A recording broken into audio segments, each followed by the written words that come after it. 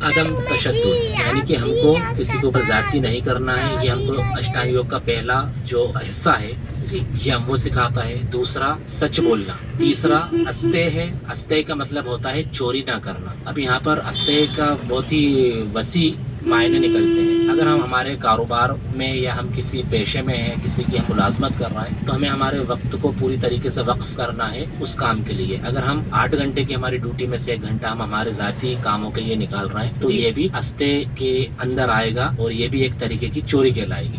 चौथा नियम का जो हिस्सा है वो है ब्रह्मचर्य। ब्रह्मचर्य का मतलब होता है कि हमको अच्छा बनना है, नेक बनना है और अपने आप को बुराइयों से बचाना है। और अपरिग्रह यम का 5वां हिस्सा है। तो अपरिग्रह हमें सिखाता है कि जरूरत से ज्यादा जो चीजें हमारे पास है उनको नहीं रखना है। अगर आपके पास जरूरत से ज्यादा चीजें हैं, कपड़े हुए, सामान हुए, वो आप किसी जरूरतमंद को दे सकते हैं। तो ये तो पहला यम हुआ। दूसरा है नियम। नियम आपको सिखाता है कि रोजमर्रा की जिंदगी में आपको नियम यानी कि उसूलों के साथ रहना है। ये नहीं कि किसी भी ट्रैफिक उसूलों को हमने तोड़ दिया, मुल्क में रह रहा है उस मुल्क का कानून को हम नहीं मान रहे हैं, जी है ना। तो नियम आपको सिखाता है कि आपको उसूलों के साथ और पाबंदी के साथ रहना है। अष्टांग योग का तीसरा जो है अंग वो होता है आसन, जिसको सब कुछ आज के टाइम में समझ लिया गया है, पूरा योग ही इसको मान लिया गया है, जबकि ये अष्टांग योग का तीसरा एक हिस्सा है।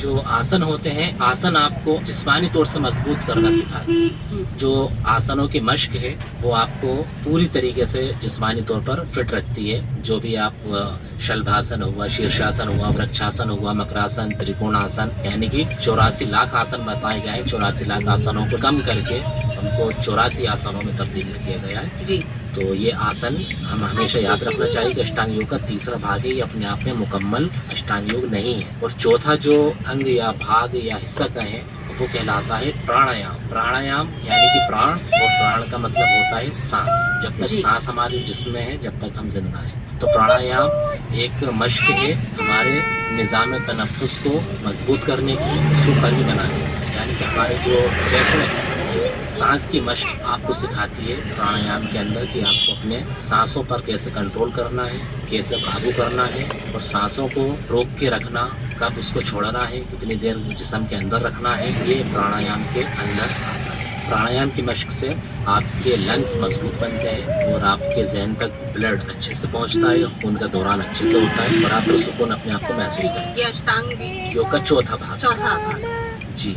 अब अष्टांग योग के 5वें अंग की हम बात करें तो वो होता है प्रत्याहार। और प्रत्याहार का जो मतलब होता है वो होता है कि हम हमारी आंखों को, हमारी जबान को, हमारे हाथ पैरों को, सबको जो चीजें हमको भटकाती हैं, बुराइयों की तरफ लेकर जाती हैं, उन सब से दूर होकर अपने अंदर आने को। ये चीजें हमें बाहर की तरफ लेकर जाती हैं, लेकिन हमें हमारे अंदर झांक कर देखना है, रूहानी तौर से अपने आप का मुआयना करना है, अपना मुराकबा करना है कि हम अंदर से क्या हैं। वो आपको प्रत्याहार सिखाता है, जी। अपने आज़ा पे काबू करना। अष्टांग योग का छठा जो भाग है, जी हिस्सा है, वो है धारणा, यानी कि किसी चीज के बारे में सोचना। धारणा हमको यू सीट बेल्ट लगा बेटा।